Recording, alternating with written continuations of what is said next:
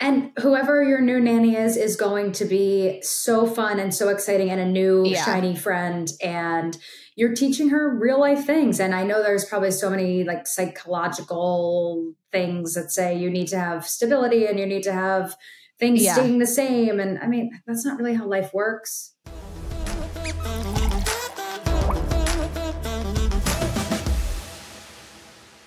Before we get started this episode, I wanted to highlight this awesome podcast called the Go Diaper Free Podcast. It's hosted by Andrea Olson and Nicole Cheever, and it's about elimination communication. Have you heard about this, Kacie? Because I feel like you might be into this type of alternative in potty like training. The depths of my alternative algorithm Instagram. So it's an infant potty hygiene, and you can have your baby go to the bathroom as early as birth. So you're essentially potty training them from birth. So it might sound a little out there to some people, but babies do have a natural instinct to potty and to keep themselves clean. Right. I remember specifically the first time I heard about it, same thing on Instagram. God, the information we get there.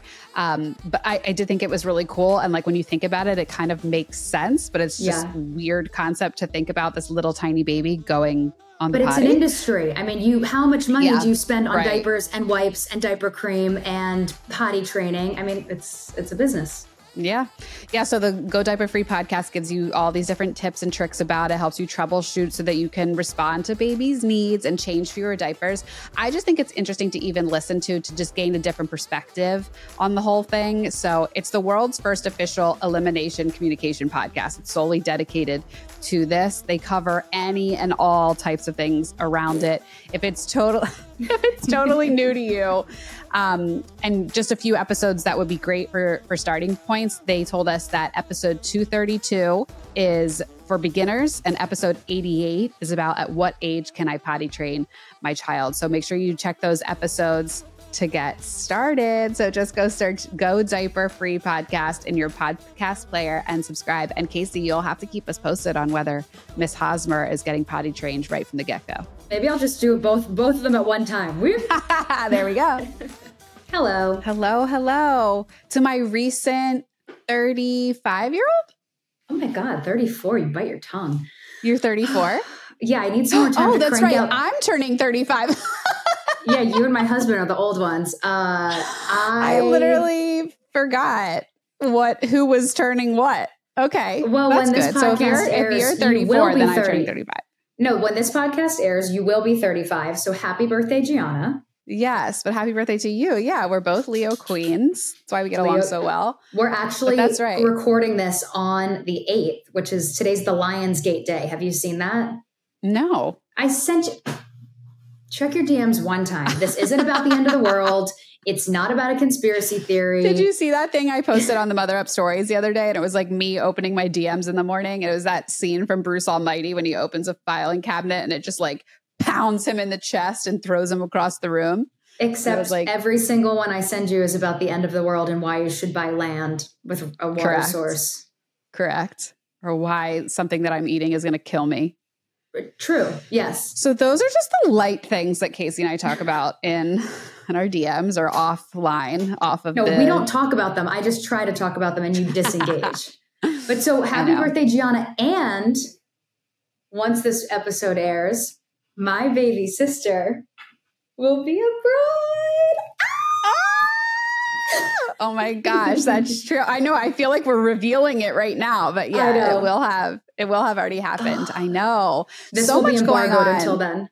So much going on this season. Stressed. I know. This week, Gianna has had she's been Superwoman CEO, and there have been emails and link ups and partnerships and this and that and the other thing. And I'm just like, and I'm just Amazoning vases to Johnny, my sister's boyfriend's mom's beach house, and calling the florist and threatening them not to use any carnations or baby's breath. And no, but it's such an exciting time. But I'm also terrified for you because I know she's going to want to go balls to the wall and planning. And it's going to be just as you're giving birth, you're going to be hold on, let me push a baby out. And then we can talk about the flower choice for your wedding. It's okay. You know what? She was MVP for me and I'm going to be MVP for her. But I don't know. I'm so excited for her. It's her time. Eric keeps saying, he's it's Isabel's time. It is. I know. So it's exciting. It is well, exciting. Italy How old 2026, is she? Maybe. We'll see. She was born in 98, so she is 26. She's 26. Okay. Yeah. And because Johnny's they started dating like right out of 30. college. Yeah, they've been dating for 3 years. Okay. 3.5 years. Yeah. That's good timing. Good timing. Well, what an exciting time for the McDonald fam. Yes, new babies, new fiancés, all sorts of good things. What other fun things have been part of your summer vacay? Because a lot of the episodes that have been airing during the summer, we actually recorded in the spring. So I know we talked about our Nantucket trips. We both went to Nantucket, but not together. Somebody commented on the Instagram. I was like, wait, were you both in Nantucket, but on different weeks? And I'm like, that's correct. We really need to fix that for next summer. Like we need to plan that a lot better. Yeah. And go at the same time. Because I don't think here's the problem though. I don't like the Nantucket July crowd. Like I am a June Nantucket. There's too many shoobies there. There's too many people there during July. Shoobies? What do you think you are? You're a shoobie. For those of you that don't know what a shoobie is, I don't know if that's like a Northeast term, but apparently it was from Rocket Power. And it's like the tourists. And they wear socks with their flip-flops. Right. The story was that like people used to come to the New Jersey beach for the day and they used to bring their lunches in shoe boxes. And that's why they called them shoobies. That could be totally wrong, but that is the urban legend. That's the urban legend that I've heard. So it's like people that don't live there at the beach, but they just like go as like day travelers. Day trippers. Yeah. You've also moved again. This isn't a rerun episode that you're listening to. This is another move. Or in another rental. The Hosmer fam. Yes. Before and my husband's the final destination. But he's like, I thought last summer you had a mental breakdown because you wanted to stop moving. And I was like, yeah, I know. Yeah. But it's all towards the final destination. But this move was just it was like down the road. So it was fine. Yeah. Eric and I so we did move on my birthday and Eric and I actually got in a big fight because I thought it would be smart to schedule like a facial at 10 a.m. So I was like, oh yeah, we'll just like run a few trips to the house, like dump some stuff off. I'll go get a facial, hop back on it. And he's like, really? And I was like, yeah, you're right. So I moved it to 5 o'clock, but he was like, really? And I was like, yeah, you're right. I'm wrong. I'm getting better at that, at like admitting when I'm wrong and not staying mad and being bitter and stubborn. That's which is good. A very Leo thing. That we just really hold strong in our opinions. But I mean, that's all part of communication and part of work and your relationship. So that's all good. Well, you're gearing up for back to school. When do you go back to Florida? Monday. I'm so excited. In like 3 days? Yeah. Our one car left last night. I did not realize it was already happening. Yeah, I'm really excited. I'm excited for back to school. Are you excited for the hurricanes? Is that what you were going to say? Is that why you're running back? We did have one already. Yeah. We did have one already. Our whole street was flooded. Our house is up high enough that we didn't get any water. I was going to say, how's your house? Yeah, and I think there was just like some minor flooding for some areas. I don't think there was like there were no deaths or anything like that, which is like crazy to say, but that unfortunately can happen. And wasn't any like major destruction, but I also don't think that was the last hurricane that we'll see this year. So we'll see. It is weird. Like this is only really going to be our second year living in Florida during hurricane season. And that I'm like, oh, I actually have to pay attention to this now and like see what the news is saying. And if we're really in the path of it. But I'm excited to get back. I'm excited to see all my friends. I'm excited for my daughter to get into the swing of things with school. Here's something I feel like we should talk about. 2 things. One is new school year with new friends. Something I had never considered before and something that I would love advice from some of our older or parents that have older kids. Why is she getting new friends? Well, because some of the kids from her preschool now have already started to split off and go to the private school. Because the private school in Naples is like very competitive, especially in more recent years because of people like us. The younger families have started to, speaking of flood down into the Naples area. So there's like 3 times as more kids vying for the same number of spots they've always had. So there's this mentality of like, if you get them in the preschool years, then they're almost guaranteed to get in later. And then just some other people, they don't have a school year or a preschool until this age 3. And now that they can send them there, people are switching over to the private school just because it's closer to their house. So basically, do you want her to go to the private school or no? We haven't decided. She may eventually. We haven't decided. We're really happy with the preschool that we're at now. And our elementary school where our house is zoned is really good too. So we haven't figured it out. But the thing is, her 2 very best friends in her class, these 2 little girls, are both going to the other school this year. And she's been talking about it. She's like, I can't wait to get back and see Nikki. I can't wait to back and see Rose. And Mark and I are kind of like looking at each other out of the corner of our eye, like, how do we explain this to her? But there are other friends that are still there. There's going to be new friends. Like maybe she'll certainly make new friends. But I think it's at heart of like, how do you tell your kid like, oh, there's this transition. Right. And especially because another tradition, this is number 2 I wanted to talk about, is we parted ways with our nanny that we had for the last 2 years and are introducing another one.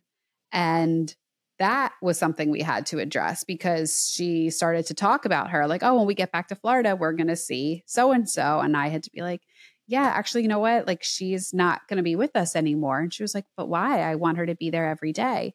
And I said, yeah, but sometimes people just go on to different things, kind of like you left Florida to come up to New Jersey for the summer. That was different, right? And you left some other people. So now like people just do different things sometimes. And then she like, I don't know, probably like quacked like a duck and we laughed and then we were on to the next thing. You know, whoever your new nanny is going to be so fun and so exciting and a new shiny friend. And you're teaching her real life things. And I know there's probably so many like psychological things that say you need to have stability and you need to have things staying the same. And I mean, that's not really how life works. Well, I get like, kind of want your and impressionable input on this because I did this by the seat of my pants. I still am comfortable with my decision. I do think I did the right thing. But, you know, as a parent, you always question and wonder, like, could I have done better? And so I know that Mark's thing is like, let's just not say anything. Let's not get her upset right now. We'll deal with it when we're confronted with it. Like when we get back home and there's a new person coming and she's like, where's the other one? But I just truly felt like she is mature enough that she understands it. And I'd rather prepare her now than like blindside her with things. But because I think that my child can handle it. So when she asked about it and mentioned her name, I was like, she's like knocking at the door right now. She's like, I hear you talking about me. No, I think you did the right thing and it's inevitable. It's happening and it was the right decision for your family. I mean, you've talked to me about it and like that's life. And I think that is the problem that we're seeing with the everyone gets a trophy generation. Yeah. And, you know, we don't have a winner. We don't keep score in soccer games. Because we're like scared of saying something that's negative or presenting them with the hard truth. We're afraid of giving them what they don't want. And that's literally what adulthood is getting told no all the time. And I think that there's an extreme for doing that. Of course, you're not going to lock your kids in their bedroom and never let them out. But it's subtle things that they're not damaging to her. They're not going to harm her. Yeah. And it's also just didn't want her to feel like she has to be scared of something that she loves just picking up and leaving. So it's like, I wanted to like kind of explain that instead of just getting there and being like, oops, nope. You know, again, like that blindsiding like just some kind new of thing. Lady shows up and you're like, this is Miss No, but Susie. I have faith that, this is not something we talked about on the podcast, but it was something that really plagued me for a long time about what to do. But we made this decision to move on and to get somebody else and a different schedule. And I think it's going to be a really great thing for us. And I'm really excited. I would like to there's a woman in Naples that I know who runs a wonderful network of babysitters. And I want to have her on the show because I think it will be so interesting to get like the other side of the story, basically like from the babysitters, like what should moms know? But the other side is going back to moms, because I was just talking to my friend Tyler about this. She put an ad on a local Facebook group. And it's like, what are your requirements for the job? Yes. You know, like it's down to, I need you to take an hour every day and do like school time with the kids. Yeah. Or like our nanny's teaching Jack Spanish. I need you to not only like wash the dishes, but don't let it air dry, put it back. Like, you know, like there are things of like how you want your house run or how you want things done. So that's where I feel like that now are I'm in nuanced things. Totally nuanced. And here's the thing that I wouldn't have thought of before. Like, I don't know what I don't know. This is my first time doing this. This is my first time in this job. Like, how do I know what to ask of my assistant, basically? Because that's what I think of the nanny, mother's helper, if I don't even know what the job entails myself. So I'm now in the 3rd, 4th year of doing this, that I feel a little bit more clarity of what I need to ask for. And, you know, there are things where I say to myself, well, why did this one not work out, or this one feel uncomfortable or whatever? And it's because, well, I wasn't asking the right things of them up front because I didn't know what to ask for. Right. So it's a very, I would love that. I think that'd be really helpful. It's a very so many reasons. process, I think. There's like so much I could say on the topic. We should get maybe like a career nanny to come on as well as the babysitter person. So I want to start this off on like a really good foot. I'm like, I want to like formalize this a little bit more. I want this person to feel welcome coming into our home. I thought you were talking about the podcast. I was like, we're 14 minutes in, babe. Oh, no. I meant like the new nanny coming in. I want to start it out on a good foot. So I purchased a template on Etsy, which like Etsy's so great because these things that you don't know if they exist or not. And you go onto Etsy and there's this whole underground world of like 30 different vendors that do what you're thinking of. And even better than you imagined. Right. I'll put a link to it in the show notes. So it's like, I wanted like a nanny binder and basically like information on the house that is just helpful to have in the house anyway. So like emergency contacts, like neighborhood type of things. That's like what's the local police number? What's our home watch guy? What's the poison control in the area? Hopefully things that we'll never ever need, but we know what to do, or like emergency plan. Where do you go in case of like flooding, for example? We were just talking about like in our mind, we've always said, we'll go to my parents' house because they're not in a flood zone. But you know, if something happens at the last minute and the nanny like has to refer to this book, like what do we do? Or we're unreachable or on a flight or something. And then I did things like a medication log, which is always really helpful, especially when it's me, my husband, and the nanny are kind of running in at all different parts of the day. To be able to look at it and say, who gave the last dose? How much was it? What time? I did a daily log if there's anything that they want to tell us that happened that day and we're out, a weekly overview. I did an incident report. Like how formal am I? Hopefully, again, never needed. But I think sometimes when it's more formalized like that, it does help. I think it helps with boundaries, to be honest. I think it helps people like a reminder of people for like why you're here. This is a job. This is something that is a little bit more, you know, like reporting or formal. But do you hear Sienna knocking still? I hear Jack screaming. Eric has him like all I have things to add to this. Well, I mean, can we get 30 minutes? I mean, we're down. We have 14 left. Oh, She's just making sure you know. So your summer is essentially over. When does she go back to school? Yeah, she goes back to school on Tuesday is her orientation. And then, gets back to early. It. Yeah. But I mean, what's the difference for them? It's like camp versus school. Yeah. In Connecticut, they do this thing called twos where like you can send them to school at 2 and it's like nursery school. And it's a lot of them are through the churches, and somebody said it's like 3 days a week, 2 hours a day. And Jack will be 2 in September. And my mom said, you know, do you want to take him? And I said, with a newborn, I think it's going to be more of a chore to take him for a glorified play date 3 days a week. I don't know. I think you're going to like that time when that toddler is not in your hair. Trust me. He's so cute. See, he is so cute. But here's the thing. It helps you, but it is not for you. It is for them. It's for his development. He needs like to learn. Yeah, he needs to be a better sharer. We were just at Tyler's son's, my best friend's son's baptism, and like he's like learning to share. Mm-hmm. So he does need more socialization. I don't think I'm ready to send him. I think that's really what it is. I mean, that's what I understand that. And that's what it was for us too. When we sent Sienna for the first time, I was like, why am I so selfish in doing this? And then she came back like loving every second of it, ready to go the next day, had so much fun. And that's when I was like, oh, this isn't for me. This is for her. Like, this is for her to have fun. I'll send him. I was saying that to Eric. I'll send him in the spring. Like, just give me a minute. Like, I just need like a beat. I need a beat. Like, the holidays are coming. This spring, I can send him. Maybe you can. Are there like activities in the area that the nanny can take him to just like get him out of the house for a little bit? I don't want her driving yet. I'm not like there yet. Okay.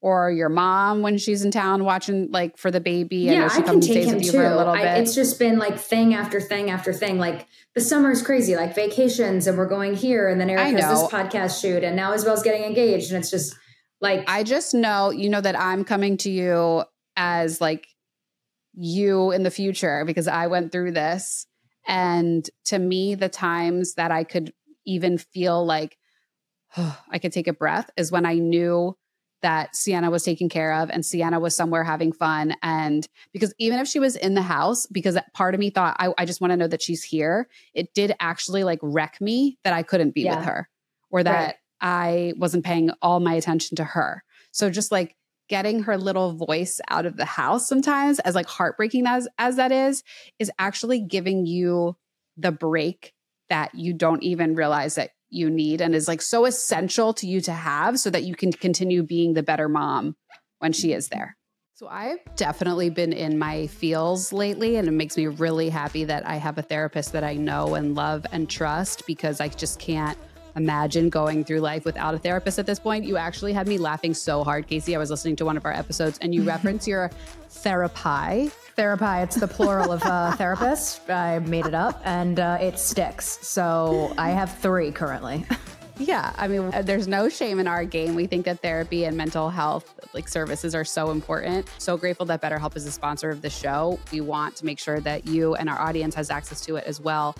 All you have to do is go to betterhelp.com/motherup and you can get access to licensed therapists who are trained to listen and give you that helpful, unbiased advice. I mean, I know that you have us, but unfortunately we can't like directly talk to you through the podcast, but you go to their site, you answer a few questions, and they match you to somebody who has years of experience, who is helping people just like you in a way that fits you. So whether it's somebody that is faith-based or if you prefer a certain gender, I mean, they really get specific in how they can select a therapist for you. You do it all from your phone or computer, video calls, phone calls, messaging, and however you feel the most comfortable. You'll be matched with somebody usually within 48 hours, so you can get started fast for those issues that really just can't wait. So thank you to our sponsor, BetterHelp. Let them connect you to a therapist who could support you, all from the comfort of your own home. Visit betterhelp.com/motherup and enjoy a discount of 10% off of your first month on us. You know what you reminded me of? It's just like a total side note. And we talk about negative self-talk and we talk about, what words matter. Something that's always bothered me that moms do, and I'm not judging anyone, I'm not knocking anyone, I know how hard it is to be a mom. I don't like when people refer to their kids as terrorists or monsters or demons. I don't like it. I think it's rude. I think it's mean. I think you're a bully. So I don't refer to that to her face. I've only referred to Sienna being a terrorist in terms of her sleep when she wakes up in the middle of the night and she, quite frankly, terrorizes Mark and I because she will not go back to sleep. And in that moment, like that's what she is. As far as her behavior, I've never spoken to her like that. I've never said that she's bad or a monster or anything like that. Yeah. But I understand. Are you talking about saying it to the child or saying it to the parents or both? Like saying it to friends. It to other parents. Yeah. Like, oh my God, my kids are terrorists. Like, oh my God, my kids are monsters. Like they're demon spawn. I'm like. So it's interesting you say that. How do you feel about in like terms of spouses? Because that's something that Mark and I always talk about. That like I firmly believe you should not badmouth your spouse to anyone. Yeah. Firmly believe that. Yeah. 100%. I will with you and with my best friends because like if you're at a party and they're the butt of the joke, like if you're like making them the punchline, that's bad form. Yeah, no. I think there are people No, there are people that I think you can do a reality check with. And I think there are people like I talked to you, I talked to Tyler, I talked to my sister, and it's like, am I wrong here? Like, am I way off base here? Like, it's just kind of like a temperature check. I think that's human nature. And I think that's like, that's your way of getting it out. It's almost like, I need to get this out to you. Like, I'll text you sometimes, be like, I need to just say this thing that I'm really frustrated with him for a second. I'll say stuff to you and I'll be like, no, that was mean. Like, I'll say that to you. Like, I literally said to you the other day, I was like, did you actually say that? I know. I know. But I was like, but I had to get it out. Like, I have to like get those things out and be like, I don't want to continue this with him. I need to say it to you. I need to put it to bed and just like keep going. And but sometimes I also need your input. He does too. Because I'm such a people pleaser and you're so like Philly Italian. Okay. And so I think I need to bring it to the middle. You need a unbiased third party opinion on things sometimes. And that's what best friends are. Like, that's where you you can say to me like, no, you're being a bitch. And I can say to you like, you're being overly emotional. We need to just take it down for a minute. And like, that's what it is. Right. But no, it's like when you're out and just like, or with random people or talking poorly about your spouse. Mark talks about it a lot because, and I think it's different for men. Isn't there this bro culture to be like, oh, I just need to get away from my wife and kids. Yeah, the old ball and chain, the old misses. Yeah, like when they go out to like work dinners or work trips or they're on conferences and stuff. And it's like so funny. Mark is like, I don't know how these guys do it. They were out until 2 a.m. They were doing their thing. He's like, I went to bed at 9. I got room service, watched a movie and went to bed. And he's like, because I don't need to be out doing that, or people will be open about saying like, oh, like I just needed to get away from the wife for a little bit. And it's like, okay. But that to me is screaming insecurity. That to me is screaming a lack of communication and or emotional intelligence on his part, not asking his partner for what he needs, whoever that man is. I think I also it starts don't know, at home. Like I said, this bro culture, like I don't know how much of it is true or how much of it is people just saying that because they think that's the narrative that they don't want to be like the wuss. Like they don't want to be like, oh, he's so whipped. Like, oh, what a loser. I don't know. It's interesting. I think there's definitely I think there is that, but those people, that's what I'm saying, are insecure men. Going back to what you said about talking about children that way, I think the one thing about like saying it to the kid's face or like saying it in earshot of the kid, a friend of mine actually had shared that it was like a very enlightening thing to her that she didn't realize she was doing. And then like, I guess her therapist brought it to her and was like, I need you to understand that it's not funny and it's not light, even though you think it is, but you're essentially becoming your child's first bully.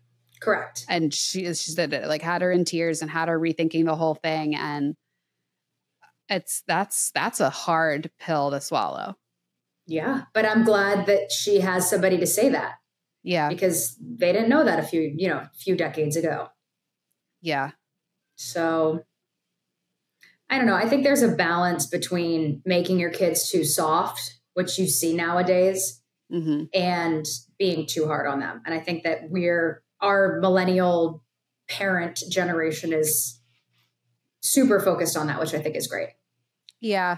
And I guess that goes back to the whole thing with like her going in this class with new kids. It's like, I want to prepare her for something that may be hard for her and like, let her know like this might be disappointing. I don't know. I'm starting to like freak out because I'm like, what if she comes home? Like, I'm just picturing the worst, her coming home hysterically crying and being what do you mean? She might for the first They're not in my class anymore. I know. She might. Know. That's a very real possibility. So I know. Prepare yourself. Maybe buy her like little, don't tell Brat Buster, but maybe buy her like little, like little surprises for when she gets home. I remember when we would get home from school, my mom would always have a snack out for us. Yeah. Strawberries and bananas or like, well, crudité, not crudité, but veggies, but have something out for her when she comes home. We get along really well with the families of the other little girls that are not going anymore. And like, we did a lot with them anyway. So I was hoping to just plan something and be like, listen, you may not see them in school today because they are going to a different school, but we're going to see them in 2 days because we're all going to meet up and go to Dairy Queen together or go to the park together or something. And a reminder, when you post pictures of your adorable little children, not monsters. Do not, for the love of God, put their school. We have to repost that reel. We have to repost that reel. Just please, I want to get Killer Bee Tactical on. He is so good. Yeah. And he has so many safety features and tips and tricks and things you have to be aware of. Miss Lippy's first grade class at Apple Bottom, elementary school. We don't need to know. Elementary. That's what your brain went to. Apple Bottom Elementary. What the hell kind of school is that going to? I didn't say Boots with the Fur Middle School. Okay. Miss Apple Bottom. Yeah. Miss Lippy at Apple Bottom Middle School, grade school. Just no, we don't need to. And yes, someone can find Miss Lippy. Teacher wearing boots with the fur. Okay. Okay. I proved my point. Okay. That's all that matters. I know. So that's in there for back to school. Maybe you made me think of something else with this, but now, this is what I wanted to say. Okay. Talking about like a little program that you could take Jack to a couple times a week. I want to encourage moms, if you're thinking of something, there is something in a lot of communities at local churches called MMO, Mother's Morning Out. Have you ever heard of that? Oh, I've heard of that. Yeah. Yes. So I have a couple of friends that are going to be doing that with some of the babies that are Asher's age. And I kind of like teetered back and forth of like, do I want to do that? Do I not? Again, because it's like, it's a good exposure for him, but I'm not ready for him to go to full day yet. But even for moms that are looking for just, quote, that morning out, or like to go grocery shopping or to go get your nails done or just do something, there's a lot of churches in your area that have it that you may not have even known. I think I'm not sure if there's a fee for it. It may be covered. If there is a fee, it's really not much. And it's just like, a morning from 9 to 12 at the school, the the church program. And they do like really cute activities with them. They keep it like small class sizes and stuff. So I definitely recommend that people look into that if you're looking for some type of, see, I went to Catholic school. So I would love a little, nun leadership for my kids. We're not smacking the knuckles with rulers anymore. You're allowed to write with your left hand. I don't like that they don't do cursive anymore. I do have a problem with that. Yeah. Do they not? Do they not teach that at all? I think some schools do not teach it. But I am a very like half and half person. Like, I don't know if you can even see this. You can't, I don't think. I'm a half and half person too. I'm a half and half, like cursive, whatever some feels of my good. letters are cursive and some are I used to realize about my dad, he was a half and half with uppercase, lowercase. Oh my God, there were some letters that were uppercase and some letters that were lowercase. All uppercase. Okay, yeah. I think my dad leans more on the uppercase. Yeah. Yeah. I'm sure their handwriting's like the same. My dad had beautiful handwriting. I do love his handwriting. I see it in like cards and stuff that I used to have. My mom's got the most ridiculously like my mom has like the most scripty. I'm like, yes. Dude, I'm like, you need to be doing wedding invites on Etsy, lady. But I used to take it to like the notes at school and I'd bring it to like the teacher and they'd be like, I don't know what this says. Yes, because like, it says scripty. I have to leave it at 12 for a doctor appointment. Yeah. Yeah, literally. But it's like, there's like so many more squiggles than there needs to be, but it's so elegant. I know. Yeah. All right. Coming off of the summer season, we are going into the final countdown. It's the final countdown for Miss Hosmer. Oh, my husband is so juiced. I mean, he's also like the biggest football fan ever. So I'm about to be a single mom, but he loves the fall weather so much. And how great. You can just place the baby in his arms on Sunday and he will just be seated with her all day. Oh yeah. They'll both be actually perfect. That's what he did with Jack. I'm like, I better never have a baby not in the fall because we won't know what to do with it. Like he just sits there and holds the baby the whole time. No, I am so excited for the fall weather. Do you miss it? Yeah. I don't really miss it. Oh, really? Yeah. Well, so I got up there one weekend last year and that was like enough for me. That scratched the itch. It was a beautiful fall weekend. The leaves were changing. Like it was great. And then I was like, okay, ready to go back. But you're like full blown in fall this year. I love, there's a huge box. There is a huge box on my front porch. And I was like, what is this? And it says gold and black. No. It is a cauldron candy bucket that I saw at Home Goods. I didn't buy it. I had crippling remorse that I didn't buy it. So I went on Marshalls.com and purchased it. And it is like 28 inches, this cauldron on this hook that you put in the grass. It's going to be my Halloween cauldron forever. I'm going to have candy in it for the next 100 years of my life. But I remember when I started working at Nessun and moved to Boston, I would go for drives on the weekend through, like, just drive with no GPS, just looking at the leaves. And, I love fall. It's so magical up here. I love it. And just welcoming a baby home into that. Crisp air. Oh, it's going to be precious. You guys are going to be so warm together. Tell me about her nursery. What are we thinking? It's whatever the rental is that they've got cooking upstairs. It's like a little pink bedroom. This is round 2 of not doing a nursery.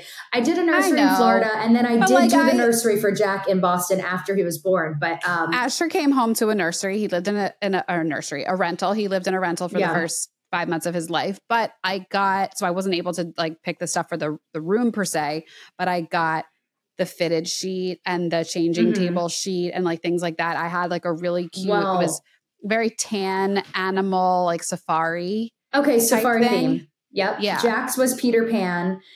I am Crunchy Mom now. So I have a Naturepedic mattress for her. I have, organic cotton sheets. So do they have any design non-toxic. On them? I feel like Miss Hosmer is like in a bow era. Like, I feel like, how like bows are very trendy right now. Like, I feel like bows are very trendy. Sheets with pink bows for her.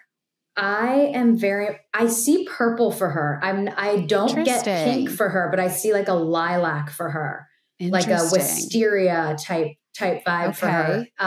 Okay. I'm thinking she's eventually like for her nursery, I want a Swan Lake theme. Okay. Weeping willows, Moody Lake, not necessarily castle, more chateau, more French leaning influence. You had a beautiful mural painted on Jack's wall. Are you going to do the same for their rooms in the new house? Yes, but I think Jack is going to be like sports. So it's going to be like, I feel like Jack just wants a giant garbage truck painted on his wall. Eric's like, can we get him a garbage truck bed? Here's a conversation for, summer, back to reality, getting back into the school year. When did you move your kids? Well, I mean, just Sienna, because Ashley's still a peanut. Yeah. She's a giant like Jack. I mean, she's always been. She is. They're both in the 99th percentile. Yeah. She and everybody told me, wait as long as you can, wait as long as you can, wait as long as you can. And I was like, no, I'm at the point where I can't wait anymore because she's flipped herself out of the crib 3 times. Jack doesn't flip himself out, but he is literally like Mr. Gangly Arm, like he's too big for the crib. We were moving from Philly to Marco Island that year, and she was turning 2 weeks after we got there. And I was just like, you know what? Let's just start her in the bed. So like probably a month before we moved, I started having conversations with her about, she's going to be in a big girl bed soon. I got the books. I got the book about Elmo, that he was moving into a big boy bed and what his transition was like. And we read that every night. And I started to kind of like get her. Yeah. I started to kind of get her used to that idea. And then when we got to the rental house in Marco Island, I of course was like a crazy person. I ran out. I'm at Marshall's. I'm at Home Goods. I'm at all these places. I'm getting all these pink things, all these things that she would love. I got a lamp with butterflies on it. Like I wanted her to be like, wow, this room is so beautiful and so cute. All the day that we moved there because I wanted it done, obviously for her first night. And I had it set up so cute. I was so proud of it. And I was like, Sienna, like this is your new room. There isn't a crib here, but this is a big girl bed. We've talked about this. And she did great. She went right down. I obviously so there was a queen bed in the room. I got bolsters, put them all along the sides. We put pillows all around it. She did great. She never had any issue. There was one night that she did fall out, but she landed right on the pillows and was just a little shaken. And we put her right back to bed and she was okay. It didn't scare her from like not doing it. And then she's been in a bed ever since. Now with Asher, I have no plans to be like, you're about to turn 2. You're getting out. I just think, like I said, with Sienna, it was like kind of imperative that I needed to. And then I'm going to try to keep Asher for as long as I can. I have an alternative for you this is the route that Eric and I are going with Jack. Have you seen the Montessori floor beds? That's essentially like a crib on the floor. And it's like the natural wood, and it has like the crib rails, and it has like a gate on it. It looks like a playpen with a mattress in it. Are they the ones that have like a big like railing overhead almost? Like if it looks like a... No, it looks like a giant playpen. So what's the point? So like he just can't, he can't fall out? It's essentially a mattress on the floor, a huge mattress on the floor. And I got the queen size because Eric's like, well, I want to sleep in there with him. I'm like, okay. Right. So you're never going to sleep in bed with me again. And you guys are going to sleep in the Thunderdome in Jack's room. Got it. That's okay. You'll have Miss Hosmer. Literally. So I got a queen mattress from Naturepedic, and it's like a wooden Thunderdome. It's literally like 50 inches tall. But, with the mattress, it'll be like 40 inches above him. And we're going to set that up and put him in there. It's a lot of space. So that's the thing that I'm worried about is like putting pillows in there and making it more cozy because he's used to that confined space. But I'm excited to try that because I don't want him like roaming the house, and I don't want him falling out of the bed. And girls are different than boys. I mean, don't yell at me for saying that, but like I think like Sienna's... No, they are. Very responsible. Sienna didn't know that it wasn't a crib. Sienna would sit there and call for us when she woke up. Like we had a little stepping stool that she would could slide her way off the bed and get down, but she didn't know that she had the option to do that for the longest time. Jack goes up and down the bed already now, and he goes to the edge and tries to jump off and kill himself, and he tries to climb the headboard and then jump from the headboard onto the bed. Boys are definitely different in that. Yeah. So regard. I thought we're just going to go Thunderdome for another year, and when he's 3, we can reevaluate. But I got the queen mattress because I have all queen beds. So I'm like, worst case scenario, I got the queen mattress, I have the queen bed. Once he's ready for a big boy bed, we got you. I'll get you a race car, whatever you want. Okay. Good stuff. So any tips for that? We covered a lot of ground on this episode. This was exactly what we needed it to be, a summer catch up. There was a lot of things I feel we needed to touch base on, and that's what we did. So any tips that you have for us or that we can share with the audience in regards to like back to school, new school stuff, changing the bed over after a crib, let us hear it. We'll share it with everybody else. As always, we love you. Bye.